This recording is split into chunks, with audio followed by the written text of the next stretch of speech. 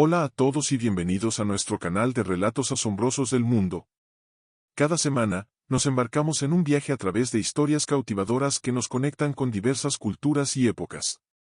En el episodio de hoy, exploraremos la fascinante civilización de los incas, un pueblo repleto de misterios y logros extraordinarios. Si sientes curiosidad por descubrir lo asombroso, te invitamos a suscribirte y activar las notificaciones para que no te pierdas ninguno de nuestros episodios. Comencemos juntos esta emocionante aventura. En la región occidental de América del Sur, se erguía un vasto imperio, encajado entre el desierto más seco del mundo, la selva tropical más extensa y la segunda cordillera más alta. Este imperio, conocido como el de los Incas, se destacó por su ingeniosa ingeniería y una planificación central rigurosa, lo que le permitió forjar uno de los imperios más singulares de la historia. A pesar de no contar con un lenguaje escrito, los incas lograron establecer el imperio más grande de las Américas precolombinas, extendiéndose verticalmente a lo largo de los Andes en lugar de horizontalmente. Cuando Cristóbal Colón llegó a las Américas en 1492, desconocía que aproximadamente a 2.000 kilómetros de distancia se encontraba un bullicioso imperio que abarcaba 2 millones de kilómetros cuadrados. Los incas, que llamaban a su reino, Tajohuitinsiú, o la Tierra de los Cuatro Cuartos, abarcaba territorios que hoy corresponden a Colombia, Ecuador, Perú, Bolivia, Chile y Argentina. Este vasto territorio albergaba a más de 10 millones de personas, pertenecientes a innumerables grupos étnicos y lingüísticos. Desarrollándose en un contexto de casi total aislamiento, la cultura inca carecía de varios elementos que eran fundamentales en el Viejo Mundo. Por ejemplo, la rueda no estaba presente, ni tampoco existían animales capaces de arrastrar cargas pesadas. Además, el acero y el hierro eran desconocidos para ellos, aunque el oro, la plata y el bronce eran trabajados con maestría. Uno de los aspectos más fascinantes de su civilización era la ausencia de un sistema de escritura, su conocimiento se transmitía de manera oral o a través de un sistema único de nudos conocido como quipu. Este sistema se utilizaba para recopilar datos, llevar registros, medir impuestos y realizar censos. Sin embargo, con la llegada de los españoles y su posterior control sobre los inca, la habilidad para interpretar el quipu se perdió, dejando sus registros indescifrables para las generaciones futuras. Por lo tanto, gran parte de la historia que conocemos sobre los incas ha llegado a nosotros a través de las crónicas de historiadores españoles y de las tradiciones orales que han perdurado a lo largo del tiempo. Conscientes de la rica historia que rodea al imperio inca, es fundamental explorar sus orígenes y su desarrollo. El antiguo Perú se erige como una de las cunas de la civilización, donde, entre los años 8000 y 3000 a.C., se domesticaban llamas y alpacas, además de cultivarse una amplia variedad de productos como papas, maíz, frijoles, cacahuetes, calabazas y quinoa. Estas sociedades agrícolas dieron lugar a diversas culturas complejas, tales como Tiahuanaco, Bari y Imu. Para el año 900 después de Cristo, Tiahuanaco ya había construido enormes estructuras de piedra, desarrollando redes de carreteras y canales, y mantenía una población urbana de alrededor de 50.000 habitantes en un contexto donde Londres contaba solo con un aproximado de 30.000, todo ello a una altitud de 3.000 metros sobre el nivel del mar. Los incas, última gran sociedad en emerger en la región, heredaron muchos elementos de las culturas precedentes. Mientras el imperio de Tiahuanaco alcanzaba su apogeo al sur, el modesto reino de Cusco permanecía en un estado de letargo, pero no tardaría en transformarse en Tawantinsuyu, el imperio inca. La mitología inca narra el origen de esta civilización, liderada por el dios creador Viracocha, quien dio vida a 4 hermanos y 4 hermanas desde una cueva central. Entre ellos, Ayar Manco, portador de un bastón dorado, dio a su pueblo en un éxodo que culminó en el asentamiento en el valle de Cusco, donde el bastón se hundió en la tierra, dando origen a la ciudad de Cusco. Ayar Manco adoptó el nombre de Manco Cápac, y aunque los mitos de origen variarían por razones políticas, la figura de Manco Cápac se sostiene como un posible líder histórico que estableció la ciudad alrededor del siglo XIII.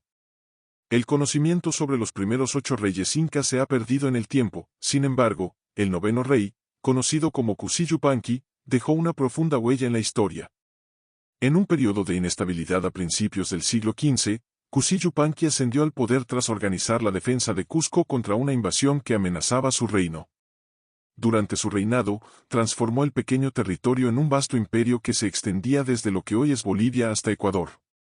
Adoptando el título de Pachacuti, que se traduce como «el que sacude la tierra» o «el que voltea el mundo», llevó a cabo reformas estratégicas que subyugaron a potencias regionales a través de alianzas y cuando fue necesario, usaron la fuerza militar. Pachacuti implementó un modelo de gobierno federalista, dividiendo el imperio en 4 partes, conocidas como suyos, cada una bajo la administración de un gobernador provincial que reportaba al gobierno central en Cusco. Esto permitió que evolucionara en una ciudad imperial poblada y adecuada para el nuevo imperio, caracterizada por sus caminos pavimentados y su impresionante infraestructura, incluyendo el célebre Machu Picchu, ubicada a 2.430 metros sobre el nivel del mar. El imperio inca se destacó por su enfoque integrador, en contraste con otros imperios contemporáneos, como el azteca, ya que buscaba fusionar a los pueblos conquistados dentro de su estructura, en lugar de convertirlos en simples estados tributarios. Así, cuando el nieto de Pachacuti, Huayna Cápac, subió al trono, el imperio había alcanzado una formidable extensión territorial, marcando una época dorada en la historia inca. El imperio inca se caracterizó por su notable organización militar, empleando un sistema decimal flexible que facilitaba la estructuración de unidades. Este enfoque les permitió movilizar ejércitos compuestos por cientos de miles de soldados, capaces de desplazarse con agilidad a través de terrenos difíciles. La práctica militar era común entre los hombres sanos de entre 25 y 50 años, y cada provincia del imperio enviaba contingentes a campañas militares cuando era necesario, asegurándose de que el número de hombres enviados no excediera su capacidad de mantener el orden y la vida cotidiana.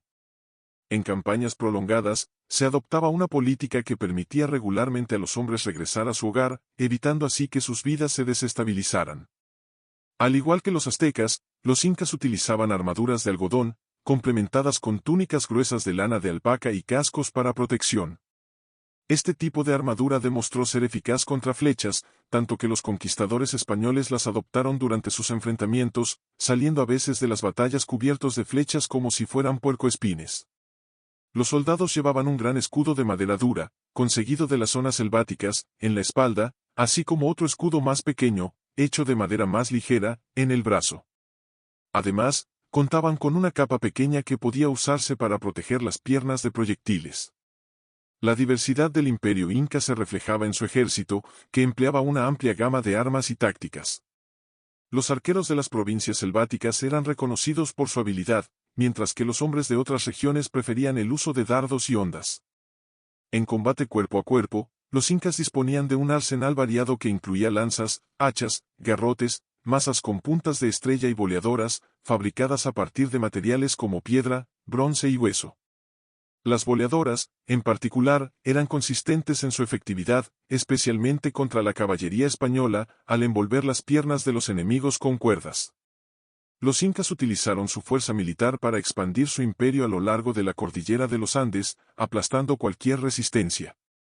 En menos de un siglo, lograron erigir el mayor imperio de las Américas. Sin embargo, su éxito no solo se debió a su fuerza militar. Mantenían un intrincado sistema que les permitía alimentar a aproximadamente 10 millones de personas en un territorio marcado por extremos climáticos.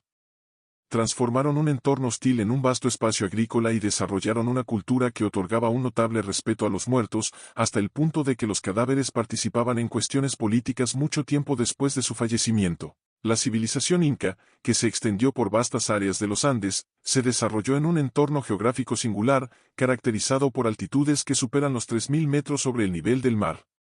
Este ambiente presenta una serie de desafíos, incluyendo una baja pluviosidad, temperaturas que pueden descender por debajo de cero y suelos delgados, lo que lo convierte en uno de los ecosistemas más hostiles para la vida humana.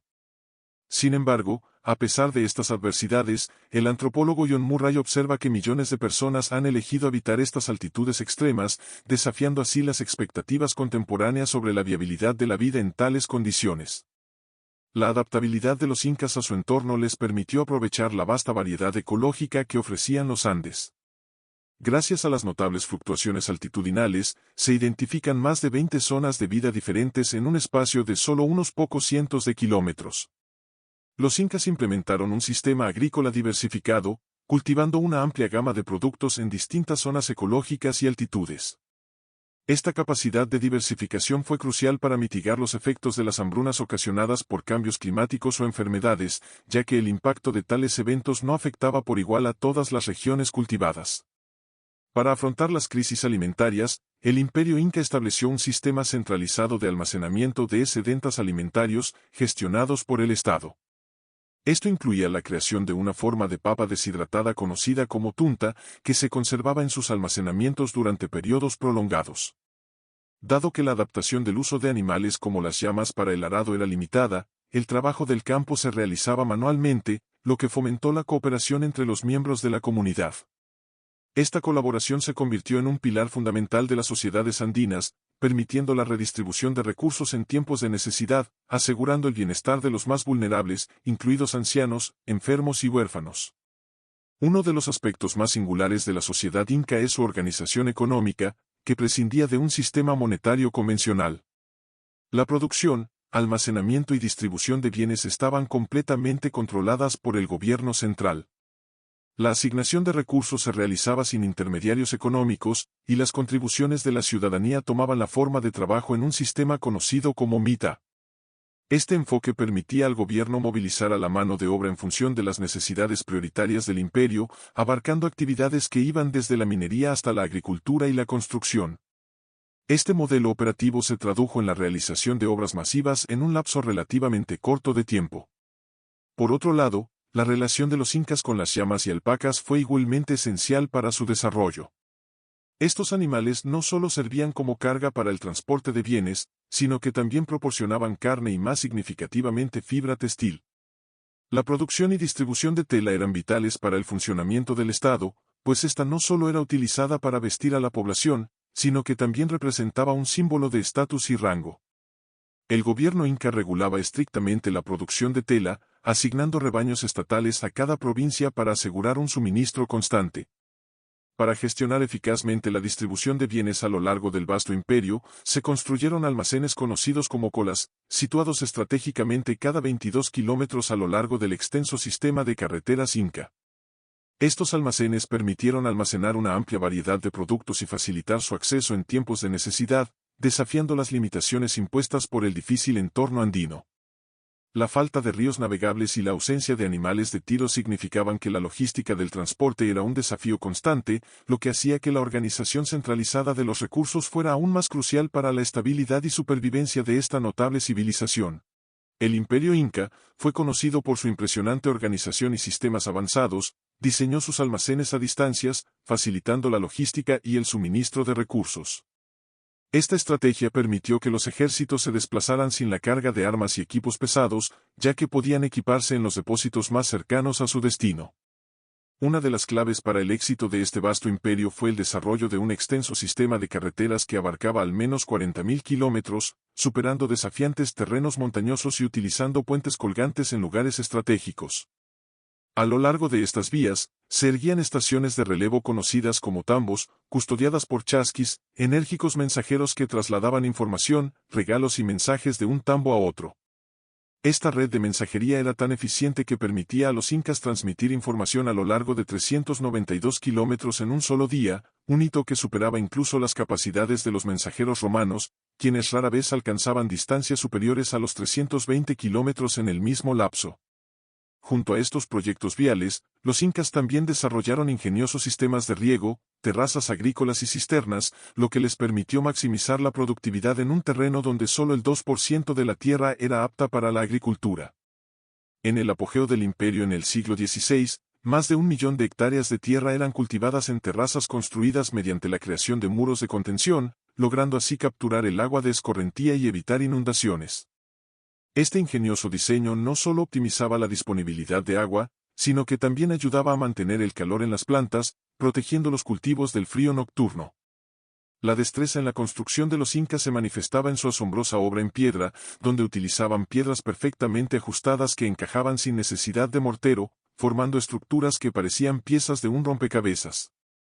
Estas edificaciones, notablemente resistentes a los terremotos, eran un testimonio del ingenio y la habilidad de esta civilización, que empleaba principalmente herramientas de piedra y cuerdas en la extracción y modelado de las rocas. En cuanto al ámbito espiritual, los incas sostenían una profunda creencia en la interconexión entre el mundo espiritual y el terrenal, considerando que los muertos podían influir en la vida de los vivos. Esta creencia se reflejaba en la práctica de la momificación, o malacui, que no se limitaba solo a la preservación del cuerpo, sino que implicaba un tratamiento especial del difunto como si continuara vivo. Solo los miembros de familias influyentes eran objeto de este ritual, recibiendo cuidados constantes en forma de alimentación y vestimenta. A cambio, se creía que estos muertos ofrecían protección a sus familias, garantizando tierras productivas y un flujo constante de agua. Las momias de los gobernantes incas, en particular, eran veneradas y cuidados con un respeto sublime, viviendo en una existencia post-mortem que era, sin duda, envidiable por los vivos. La profunda conexión entre la vida, la muerte y el más allá que cultivaron los incas aportó una dimensión singular a su cultura, consolidando su legado como una de las civilizaciones más fascinantes de la historia. Los gobernantes incas, tras su muerte, eran sometidos a un meticuloso proceso de preservación, lo que sorprendió a los conquistadores españoles que se encontraron con cultos dedicados a estas figuras mortuorias mucho tiempo después de la caída del imperio. Para los incas, la veneración de las momias no era una simple práctica, sino un reflejo de su convicción de que estos nobles continuaban ejerciendo influencia sobre su riqueza, sus tierras y sus propiedades, incluso en el Mor. Esta peculiar creencia fue un factor decisivo tanto en el ascenso como en la eventual decadencia del imperio inca. La estructura de poder dentro del imperio era tal que la riqueza de un emperador fallecido no pasaba a su sucesor directo, en cambio, era gestionada por su panacá, un grupo familiar encargado de custodiar las momias y por extensión los bienes del difunto. Esta dinámica obligaba a los nuevos emperadores a iniciar inmediatamente nuevas campañas de conquista y proyectos de infraestructura para asegurar su propio estatus y riquezas. De esta manera, la tierra fértil y productiva que rodeaba Cusco quedó bajo el dominio de gobernantes fallecidos y sus herederos momificados, forzando a los emperadores vivos a dedicar considerables recursos y esfuerzos a expandir su imperio en lugar de afianzar su control. Las luchas internas entre los panacás rivales por el dominio político y económico eran intensas y a menudo sangrientas, creando un clima de inestabilidad que el propio Maquiavelo podría haber considerado extremo. A la llegada de los españoles, estas divisiones fueron explotadas hábilmente, debilitando aún más el poder inca. A pesar de su notable arquitectura y el bienestar que brindaba el Estado inca a sus súbditos, el imperio no logró consolidar su dominio, enfrentándose a revueltas en constante erupción. La corta trayectoria de hegemonía inca, que apenas alcanzó un siglo, estuvo marcada por la volubilidad de las lealtades entre los pueblos conquistados. Huayna Cápac, uno de los emperadores más destacados, dedicó su reinado a la pacificación de regiones recién incorporadas, pero irónicamente, es recordado no por su habilidad para sofocar insurrecciones, sino por ser el primer emperador inca en sucumbir ante la viruela, lo que precipitó una devastadora guerra civil justo cuando los conquistadores españoles comenzaron a hacer su aparición. En el año 1528, dos mundos distintos estaban a punto de colisionar en lo alto de los Andes, en un escenario apenas conocido para los europeos. Hernán Cortés, tras su éxito en México, trajo consigo relatos de conquistas y tesoros inimaginables que impresionaron a la corte de Carlos V en Toledo. Al mismo tiempo, Francisco Pizarro, primo segundo de Cortés, llegaba a la misma ciudad con sus propios planes y un variado tesoro que incluía oro, plata, plumajes exóticos, nativos y criaturas desconocidas para Europa. La llegada de estos conquistadores marcaría el inicio de una nueva era, con un impacto que seguiría resonando a lo largo de los siglos. En su búsqueda de gloria, Francisco Pizarro comunicó a su rey sobre la fascinante y mítica tierra de Perú, un vasto territorio que albergaba un poderoso imperio indígena que, según sus afirmaciones, podría ser conquistado en nombre de la corona española. El 26 de julio de 1529, se le concedió a Pizarro una licencia real que le autorizaba a llevar a cabo esta conquista y fue nombrado gobernador de Perú. Armado con este mandato, emprendió su misión reclutando a potenciales conquistadores. Regresó a su ciudad natal de Trujillo, donde reunió a sus 4 hermanos, Juan, Francisco, Gonzalo y Hernando, y en enero de 1530 zarpó hacia las Américas. Por aquel entonces, el Zapa Inca, Huayna Cápac, había sometido recientemente gran parte del actual Ecuador, y comenzaron a llegar informes intrigantes sobre la llegada de hombres extraños que comerciaban en la ciudad de Tumbes. Sin embargo, esas noticias eran eclipsadas por relatos mucho más alarmantes. Mensajeros de los chasquis informaron al Zapa Inca sobre la aparición de una enfermedad en el norte, que estaba causando la muerte de miles de personas. Esta plaga, desconocida para los incas, resultaría ser la viruela, llevando consigo una devastación sin precedentes. Es importante señalar que la viruela no fue introducida por Pizarro, sino que ya se había infiltrado en el continente desde América del Norte y Central antes de su arribo. En los años siguientes, aproximadamente el 90% de la población del Imperio Inca sucumbiría a esta enfermedad. En el año de 1527, tanto el Sapa Inca Huayna Cápac como su heredero murieron a causa de la viruela, junto a millones de sus súbditos. Ante esta tragedia, la situación en el imperio se tornó incierta, y con la muerte de Huayna Cápac, sus hijos se enfrascaron en una lucha por el trono, sumiendo al imperio en un caos interno. En este contexto de desorden, Atahualpa, quien controlaba un territorio considerablemente menor que Huáscar, heredó las legiones veteranas de su difunto padre y avanzó lentamente desde Quito hacia Cusco. Durante el clímax de esta guerra en 1532, las fuerzas de Huáscar fueron derrotadas y su líder capturado por los generales de Atahualpa. A más de 900 kilómetros de distancia, en la ciudad de Cajamarca, Atahualpa aguardaba noticias animosamente, planificando su futura coronación como el supremo gobernante del vasto mundo inca. Sin embargo, a pesar de las avanzadas carreteras incas y la dedicación de los chasquis, la noticia de su victoria tardó 5 días en alcanzar el campamento de Atahualpa, marcando un giro decisivo en la historia del imperio inca y, por ende, en el destino de las Américas. En un contexto de incertidumbre y expectación, Atahualpa, el soberano inca, se disponía a recibir noticias de sus generales mientras marchaba triunfalmente hacia su nueva capital. Sin embargo, una inquietante información llegó a sus oídos: un grupo de tan solo 168 extranjeros, algunos montando llamas de gran tamaño, estaba causando estragos en la costa y avanzaba hacia Cajamarca. A pesar de la aparente insignificancia numérica de este grupo ante sus propios 50.000 soldados, la curiosidad y el deseo de entender el fenómeno extraño que representaban estos hombres lo llevaron a optar por una estrategia inesperada. En lugar de acabar con ellos, Atahualpa decidió conocerlos personalmente. El encuentro estaba programado para ser una reunión ceremonial en la plaza central de Cajamarca, un espacio que simbolizaba la grandeza de su imperio frente a unos humildes visitantes.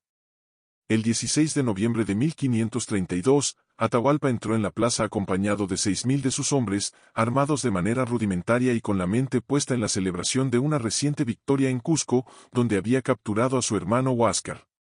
La atmósfera era de optimismo y expectativa, ya que tras esta reunión, planeaba continuar hacia el sur para su gloriosa coronación. Con una astucia calculada, Francisco Pizarro y sus hombres habían trazado un plan destinado a emular el triunfo de Hernán Cortés en México. Su objetivo era capturar a Atahualpa, un movimiento que paralizaría al vasto imperio inca. Los soldados españoles, ocultos en los edificios circundantes, estaban preparados para desencadenar el caos. El diseño de la plaza, con solo 2 salidas estrechas, se mostró fatídico para las tropas incas, que se apiñaban en un espacio que les dejaba poco margen de maniobra. A medida que el sol se ocultaba, el silencio en la plaza se volvió palpable. La tensión dentro de las estructuras de piedra era tan intensa que algunos soldados españoles, atemorizados, perdieron el control. Eventualmente, Vicente de Valverde, un fraile dominico, acompañado de un traductor nativo, se acercó a Atahualpa para exponerle un ultimátum. Valverde exigió que el soberano reconociera la autoridad de la Iglesia y el dominio de la corona española, amenazando con levantarse en armas, y Atahualpa rehusaba. Este fue un momento crítico en el que se manifestaron las bases del conocimiento y respeto entre culturas. La reacción de Atahualpa, ante la oferta de una Biblia y la imposición de un dominio religioso, se tornó en desacuerdo. No dudó en reprochar a los españoles por sus actos de pillaje y asesinato, arrojando el libro ceremonial a un lado. La indignación de Valverde lo llevó a llamar a sus compatriotas, donde la tensión acumulada estalló en violencia. Como un torrente devastador, los disparos de cañones y arcabuces resonaron en la plaza, desatando una masacre. Los guerreros incas, desorientados y aterrorizados, intentaron reaccionar, pero el pánico se adueñó de sus acciones. La chusma de soldados corrió hacia las estrechas salidas, convirtiendo la plaza en un escenario de horror donde miles de hombres encontraron su fin, ya sea bajo la presión de sus hermanos de armas o por el ataque de los caballos. En medio de este caos, Francisco Pizarro logró capturar a Atahualpa, llevándolo prisionero a uno de los edificios que antes le habían ofrecido como escenario de una celebración. Este encuentro no solo marcó un punto de inflexión en la historia del Imperio Inca, sino que también simboliza el choque de 2 culturas que, a pesar de su diferencia, se vieron inmersas en el mismo contexto de ambición y poder. La captura de Atahualpa no solo significó la desarticulación de un imperio, sino también el inicio de una era de colonización y conflictos que resonaría a lo largo de la historia de América Latina. Justo esa mañana, el Zapa Inca celebraba una victoria que había tardado 4 años en conseguir. Sin embargo, al caer la tarde, Atahualpa se encontraba prisionero, rodeado por un grupo desconocido. El Imperio Inca, que apenas había emergido de una devastadora guerra civil, se veía inmerso en una de las situaciones de rehenes más arriesgadas de la historia. Los sobrevivientes de la masacre huyeron despavoridos de la plaza, y el resto del ejército inca, desprovisto de liderazgo, se dispersó por el campo. Atahualpa, atónito, observó a los españoles perplejos y emocionados al descubrir joyas de oro entre los escombros, concluyendo que eran piratas de tierras remotas. Si lograba ofrecerle suficiente oro, se retirarían a sus barcos y lo dejarían en paz. En un acto de astucia y desesperación, se dirigió a Pizarro y le propuso un trato: a cambio de su vida y libertad, llenaría la habitación donde lo tenían prisionero con oro, además de ofrecer el doble en plata. Atahualpa cumplió su promesa, y durante meses, los más grandiosos tesoros del imperio inca comenzaron a fluir hacia Cajamarca. La habitación se colmó de riquezas que pronto fueron fundidas en lingotes, una razón por la cual hoy en día los artefactos incas de oro o plata son tan escasos. El oro acumulado alcanzó la asombrosa cifra de 1.300.000 pesos de oro, que serían repartidos entre los 168 hombres de Pizarro y el rey de España. A medida que el rescate se acumulaba, también aumentaba la presencia española. Diego de Almagro, socio comercial de Pizarro, llegó con 153 hombres adicionales, dejando claro que la misión ya no era la de un simple rescate, sino de una invasión decidida. Estos hombres estaban allí para quedarse. Una vez que el rescate fue entregado, Pizarro y su grupo entendieron que Atahualpa había dejado de ser útil. El 26 de julio de 1533, Atahualpa fue conducido a la plaza principal de Cajamarca, donde fue atado a una estaca de madera. La población nativa miró atónito esta escena, y se reunieron alrededor del hombre que había sido su gobernante supremo y un dios, ahora frente a su inevitable destino. Valverde, el mismo fraile que le había presentado una Biblia un mes antes, se acercó para ofrecerle un bautismo.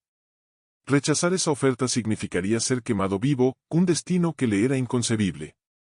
Así, aceptó ser bautizado, con la esperanza de que su cuerpo fuera preservado para la otra vida. Sin embargo, tras su conversión, fue estrangulado hasta la muerte como cristiano. Pizarro y su gente pronto abandonaron Cajamarca y comenzaron su marcho hacia Cusco, creyendo que el rico imperio ya estaba asegurado. Sin embargo, la conquista de los incas apenas comenzaba. El cuerpo del dios rey yacía despojado en una fosa cerca de Cajamarca, y el imperio que había dominado durante siglos había caído en manos españolas. En el camino hacia Cusco, encontraron al hermano menor de Huáscar, Manco Inca, a quien colocaron en el trono. El uso de este rey títere les permitió a los conquistadores ser recibidos en Cusco como liberadores en lugar de invasores. Sin embargo, bajo la apariencia de una alianza, la antigua nobleza inca se vio sometida y humillada, lo que llevó a un profundo resentimiento. Manco Inca, en un intento desesperado por reconstruir su fracturado reino, se vio amenazado por las demandas de los Pizarro, quienes intensificaron la explotación sobre su pueblo. A medida que la tensión aumentaba, Manco decidió que era hora de actuar.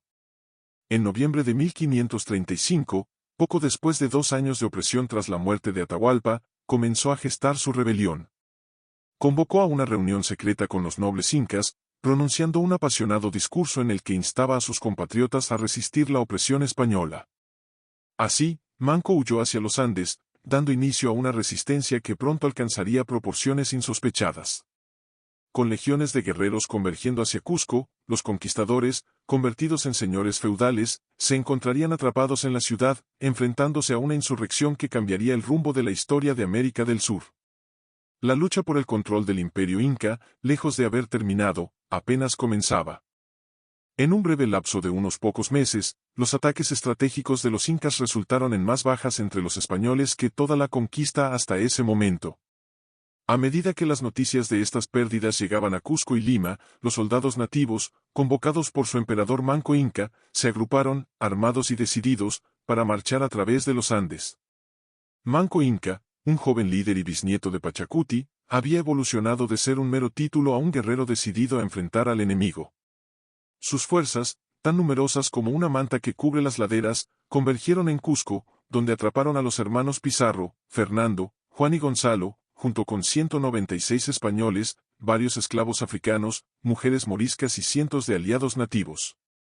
El 6 de mayo de 1536, el ecos de trompetas de concha resonaron desde las montañas circundantes, y un torrente de jabalinas, piedras y flechas cubrió el cielo mientras 100.000 soldados incas descendían lentamente, rodeando la ciudad. La intensa lluvia de proyectiles obligó a los defensores a buscar refugio inmediato. Las tropas incas penetraron en la ciudad, forzando a los españoles a replegarse en 2 edificios principales de la plaza. Manco Inca, consciente de la superioridad de las armas y armaduras españolas, comprendió que el combate cuerpo a cuerpo sería un desafío casi insuperable para sus guerreros. No obstante, los incas demostraron un notable ingenio al destruir caminos para neutralizar las cargas de caballería y aplicar tácticas de emboscada en las estrechas calles del centro. El asedio se prolongó, y los incas innovaron en sus estrategias, incorporando el uso de bolas para inmovilizar a los caballos. La batalla por Cusco se tornó en un enfrentamiento brutal y devastador, convirtiendo la ciudad en cenizas. Un testigo describió el ataque inca como tan feroz que los españoles se sintieron abrumados. En medio de esta situación, Manco Inca movilizó a su mejor general, Quisou, con la misión de mantener ocupado a Francisco Pizarro en Lima. Quisou, un táctico brillante, evitó encuentros directos en terrenos llanos, prefiriendo emboscar a las fuerzas españolas en colinas y pasos estrechos, donde podía bloquear las salidas y hacer llover rocas sobre los caballos. Estas tácticas resultaron en la destrucción de 4 fuerzas de socorro españolas, llevando a la captura de armas y armaduras. Al observar que sus efectivos se veían diezmados, Francisco Pizarro comenzó a sucumbir al pánico. Con más de 100 jinetes perdidos y solo un centenar de españoles restantes para defender Lima, la situación se tornó crítica.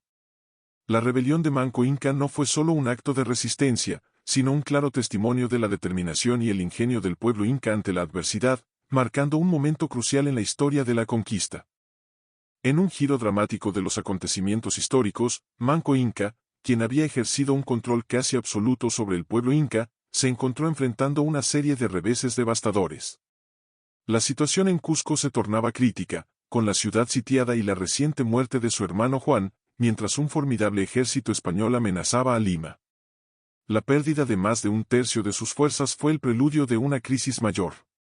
Aunque las victorias de Quisou, su general más destacado, habían sido notables, Manco cometió un error crítico al ordenarle que atacara Lima, una ciudad española construida en una llanura donde las tácticas montadas de Quisou resultaron ineficaces. El asedio a Lima se convirtió en un estrepitoso fracaso. A pesar de los esfuerzos de Quisou, la captura de la ciudad continuó eludiéndolo. En el 6º día del asedio, las tropas incas, lideradas por Quisou, descendieron de las colinas hacia la llanura. No obstante, sufrieron una emboscada española que, combinada con una carga de caballería y disparos de arcabuces, resultó en la muerte del general Quisou, quien cayó con una lanza española atravesando su corazón. La pérdida de su más destacado líder representó un duro golpe para los incas, que comenzaron a desmoralizarse y a retroceder. Con Quisou fallecido y las fuerzas incas en retirada, Francisco Pizarro se encontró con la oportunidad de romper el cerco sobre Cusco. La noticia de la muerte de Quisou, el avance de Pizarro, la respuesta de Diego de Almagro con un ejército considerable, y la llegada de refuerzos españoles del norte, llevaron a Manco a tomar decisiones difíciles. El asedio que había mantenido durante 10 meses se tornó en un rotundo fracaso. En una reunión solemne con sus líderes, Manco anunció su decisión de replegarse a la región selvática de Vilcabamba, llevándose consigo las momias de los Apa incas, incluyendo a su padre Huayna Cápac y su bisabuelo Pachacuti. Desde Vilcabamba, Manco continuó la resistencia a través de tácticas de guerrilla, emboscando convoys españoles, atacando nuevas ciudades y robando suministros. Su ejército se adaptó, aprendiendo a manejar armas y caballos españoles. Sin embargo, el crecimiento de la población española en Perú hacía que la reconstrucción del Tahuantinsuyo se tornara cada vez más inviable. A pesar de la intensa agitación política en el bando español, que incluyó la muerte de Diego de Almagro en una guerra civil y el asesinato de Francisco Pizarro, así como la caída de los hermanos Pizarro, el Estado inca logró sobrevivir en la selva durante varias décadas. Sin embargo, la resistencia inca llegó a su fin en 1572, 36 años después de la rebelión de Manco, cuando su hijo y último emperador inca, Túpac Amaru, fue capturado y ejecutado, marcando así el ocaso del Imperio Incaico. En conjunto, la caída del Imperio Inca fue consecuencia de la llegada de los conquistadores españoles, la debilidad interna derivada de conflictos, la devastación causada por enfermedades y la astucia en la estrategia militar de los españoles.